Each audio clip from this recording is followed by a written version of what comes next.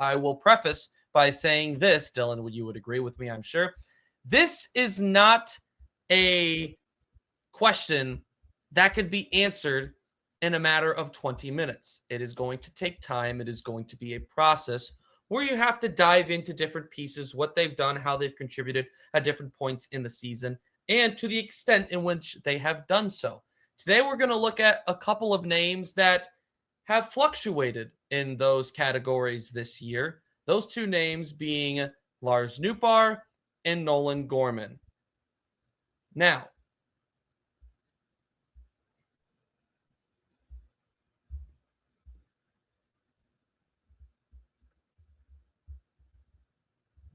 I'll also mention this, Dylan. Everyone has different opinions on how exactly the Cardinals should clear up these log jams. But I would argue, and the reason that I wanted to start with these two names, one of the reasons, is that I feel like these have been two of the more common names that we have heard regarding who the Cardinals should move on from come the 2026 offseason when they're trying to clear out some of the redundancy from this roster. Now, the other reason being is that both of these guys, since returning from the injured list at the beginning of August, have continued to improve in their play and have looked much better than they did in the midseason, throughout the midseason, I would say. Would you agree with that?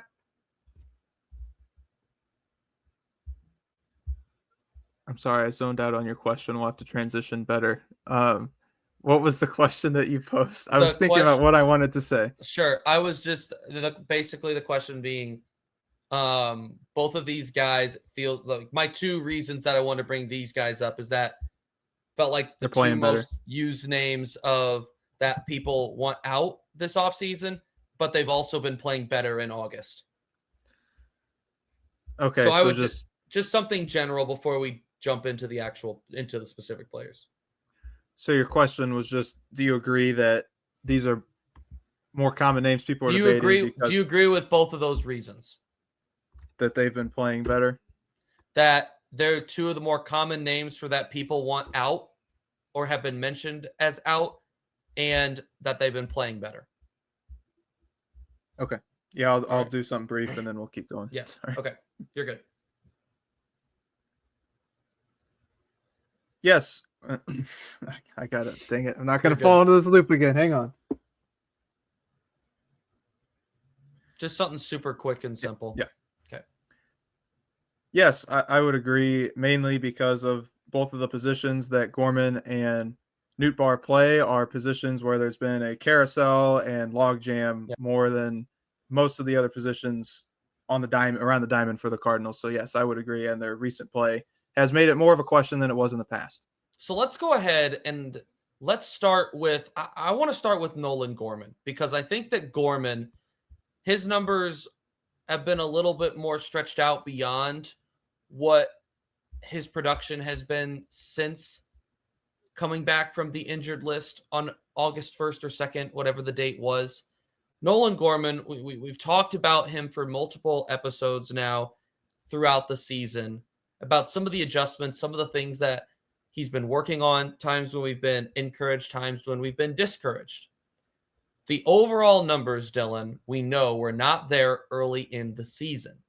But we also know that he had been working on adjusting his plate approach in the offseason, spent some time with hitting coach Brant Brown, what that new approach was going to look like. How could they knock down on the strikeout percentage, which was in the mid 30% last year? It was flirting with major league record. That's how bad it was at one point in 2024 for Nolan Gorman, but the power had pretty much completely gone as well.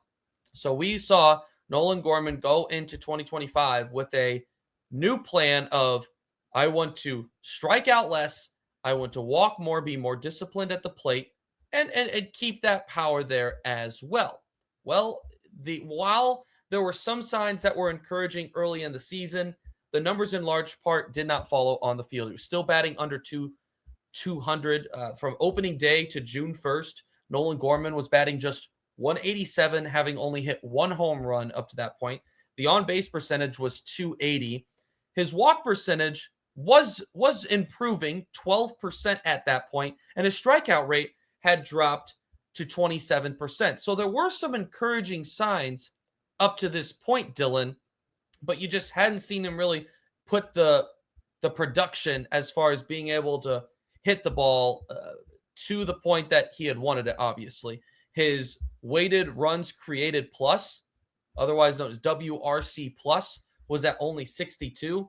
For the people that hear me throw a bunch of letters out there like that and that feel betrayed that I have gone to that point of modern baseball analytics, well, let me just explain this number for you because I think it's a good number to give you an idea of a player's overall production.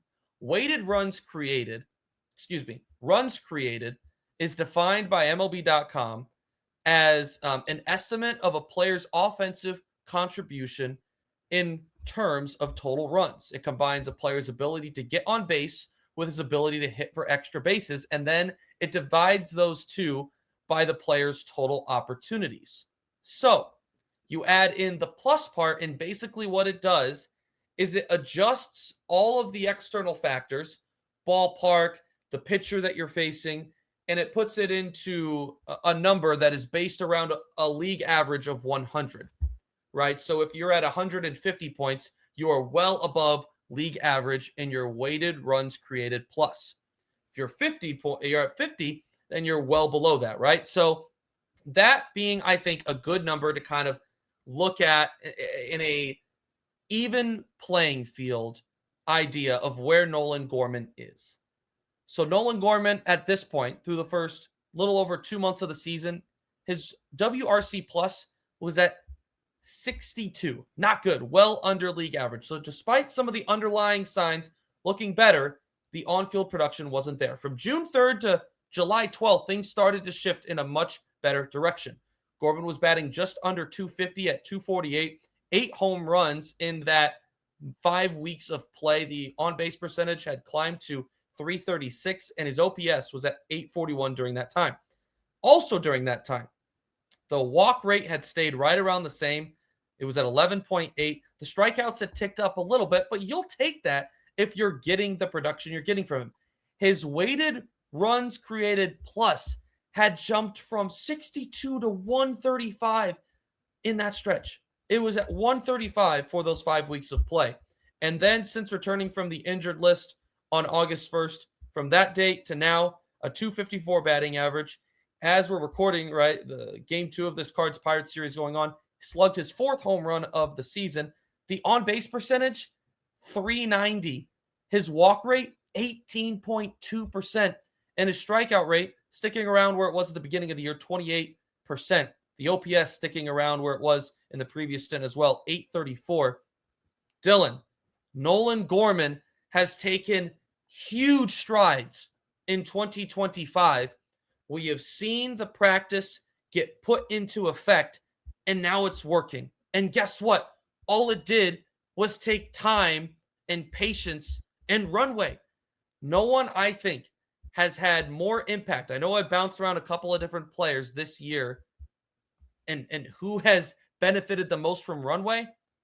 Based off of what we've seen from Nolan Gorman in 2025 and him having the time to be able to work on the craft and go through those struggles while, for the most part, remaining in the lineup still, no one has benefited more from it, in my opinion. What are your thoughts on Nolan Gorman? I know I just threw out a boatload of numbers. Maybe you're overwhelmed. I'm sure the viewer is overwhelmed.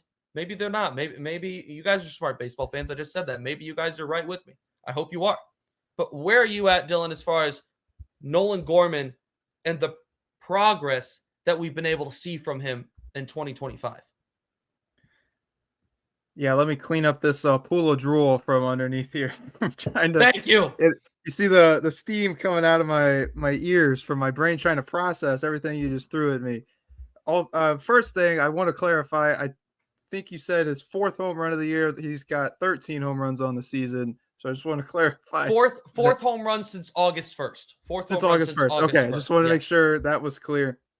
I would also disagree. I would say there are players that have benefited more from one runway this season, but Nolan Gorman, season is not over yet, so Nolan Gorman is starting to get into that mix. But I would say we've gotten more definitive answers on guys like Ivan Herrera and Alec Burleson getting runway so Fair, far this year than we have fair. from Nolan Gorman. And I just say that because I still think we have yet to see a full season, of Nolan Gorman at third base. He's been obviously behind Nolan Arenado, and he's gotten his reps in various positions, but there was a time when I was completely out on Nolan Gorman, 100% trade him. I don't want him on the roster in the future. I would say I'm still on the more of a 50-50 split on the outside than in of, yeah, I want him here in the future long term. But I think there's more of like an understanding from me of, okay, I can see why they would want to bring Nolan Gorman back for 2026 because depending on the presence or absence of Nolan Arenado, you don't know what a full season of him at third base could look like. And if he can string together more consistent numbers like he has been since June 1st now, and especially since this return from the IL, that could be a question you could have answered in 2026 more so that you got seemingly a partial answer on so far this season. But again, I was completely out on Nolan Gorman at one point, and I could see a scenario where they bring him back for next year now because in the limited sample size that he's had, his career high in plate appearances is only 464, and that came in 2023. And when he flirted with 30 home runs, I think he finished with 27 and 75, 76 RBIs.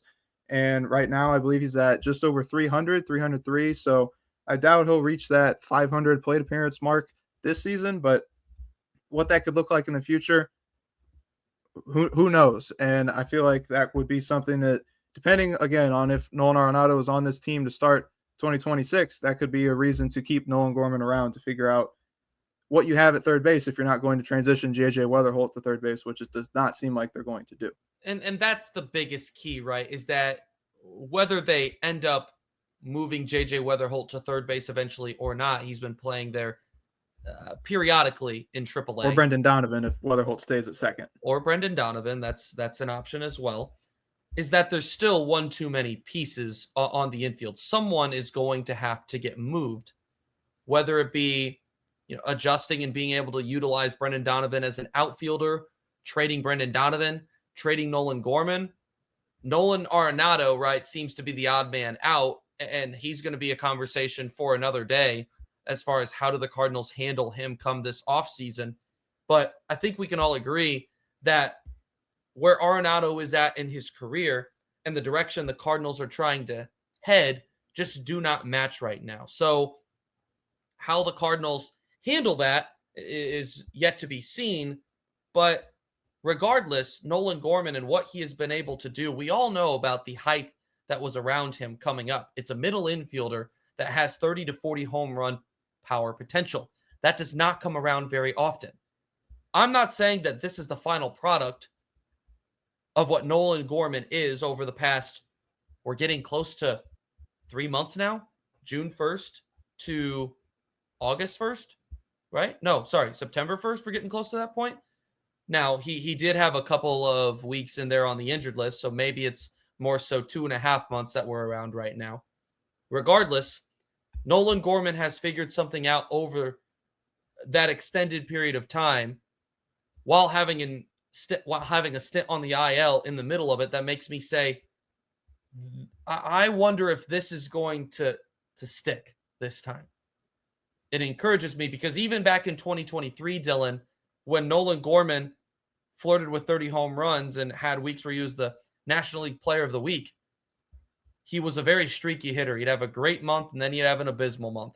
You could argue that these 2.5 months that Nolan Gorman has played has been the most consistent 2.5 months of baseball, good baseball, that he's played in his career, which I think is a super encouraging sign. You look at the lack of power that the Cardinals have. Nolan Gorman, by far, the highest power potential of anyone on this Cardinals roster. Part of you wonders if the risk of moving on from that, where else are you going to find that in the organization? I know JJ Weatherholt is absolutely blasting minor league pitching right now, but do you expect JJ Weatherholt to be a 30 home run guy? I don't. I could see him being a 290, 300 hitter with 20 home runs, 22 home runs, but I don't expect him to be a 30 home run guy. Where else are the Cardinals going to get that from unless it comes from the free agent market or the trade market at some point? And we know that ain't cheap. You have it right now potentially. And I'm not saying you guaranteed have it, but there is the potential for it. If Nolan Gorman continues to do this, I think the front office is going to have a very hard time trading him because of the power potential and the lack thereof in the Cardinal organization for the years to come. So what has Nolan Gorman proven to me? He's proven to me that the process that he has worked on throughout the year, it works. It can work. Can he stick with it? Can the on-field results remain? Can they continue to show? That's yet to be seen. But he's proven, right, that the adjustments that he made in the offseason, while they did need some time at the big league level to work through some of those issues, they've worked. And the Cardinals, like I said, one final time, if he continues to do this, the Cardinals are going to have a really hard time trading him because now he has better plate discipline than ever. He's getting on base more than ever and walking more than ever, but he's also found a way to find that power again consistently. I'll take the 28% strikeout rate, the 30% strikeout rate, if I'm getting the walk rate and I'm getting the power that the Cardinals are getting from Nolan Gorman right now, long term. Yeah, I would agree. I would say that to me, he has proven that he is a 3 true outcome player, but he still has that 30 plus home run potential, which seemed to be in doubt heading into the season. Okay, he has that potential. Will he ever get to it? And yes, he has not gotten to it yet, but I still think he has that in him. And like you said, one of his goals coming into the season, working with hitting coach Brant Brown, was to improve plate discipline. Right now, he is in the 94th percentile in all of baseball for walk rate. Sneakily in the 94th percentile for walk rate. That means he is seeing the ball very well and taking his walks. And Billy Beane would love that. He's a guy who gets on base. So it remains to be seen, depending, in my opinion, on the presence or absence of Nolan Arenado, what Nolan Gorman's future is with the Cardinals organization. But it is definitely very encouraging to see these positive signs from him. And if he can string together consistency like this for 2-3 months at a time, it forces the organization to at least consider, like you said, seeing what it looks like for Nolan Gorman beyond 2025, because guys like that, like you said, are hard to find outside the organization. And when you do find them, they are very expensive. So having a potential middle infielder or corner infielder top prospect that is able to do this for you in-house affordably, it's you don't want to bank completely on potential. It's a risky way to live and run a baseball team, because I feel like we've been saying the same thing about Nolan Gorman for his entire career, but this is the most encouraging it's been for him in probably 2 years in what we've seen on the field these last 2-3 months coming back from injury. Which Cardinals could be out in 2026? This focusing specifically right now on Nolan Gorman. Yes, he definitely could potentially be out. There is no doubt about that. No one is questioning if that is an option, because right now there are a lot of options in play. But the longer he continues to do this, the more I say it would be a mistake if the Cardinals did move on from Nolan Gorman, like I've mentioned, because of the lack of power anywhere else in the organization. So if this continues, I am very much so on the hold on to Nolan Gorman and take the risk, because at this point, I mean, where else are you going to get it? Where else are you going to get it? We were going to talk about Lars Nootbaar. We're running out of time. We don't have time. Lars, I'm sorry. We're going to have to push you to another episode because we're sticking here on the Gorman train. Specifically, I want to talk for a second just about the infield as a whole, Dylan, because if Nolan Gorman were to say, let's play hypothetical for a minute. Can you enlighten me? Okay. If Nolan Gorman were to stay, even if Nolan Arenado does get traded, the Cardinals still have an issue on their infield. If Arenado gets traded, you have third base open, potentially second base. Gorman can play both, but you also have J.J. Weatherholt, who is banging on the major league door. He is ready to go. And boy, would it surprise me if he is not on the Cardinals 26-man roster come opening day next year. If he is, you still are dealing with an extra piece. Contreras is going to be at first. Mason Wynn is a guarantee at shortstop. That leaves you with 3 options for 2 positions. Nolan Gorman, J.J. Weatherholt, and Brendan Donovan. We know Brendan Donovan can play left field, but we also know that he hasn't really played any left field in the last few months. He has pretty much solely played second base, as well as DHing on the rarest of occasions. Makes you wonder if long-term they would prefer to keep him on the infield. Now, I'm not saying that you couldn't move him to the outfield next year potentially, but we know the Cardinals have plenty of logjam out there as well. So it wouldn't make it any easier out there. You also have the designated hitter position. That's an option as well. So there are options, right? But part of me wonders if what is inevitable is the Cardinals having to move on from 2 infielders regardless of who they are.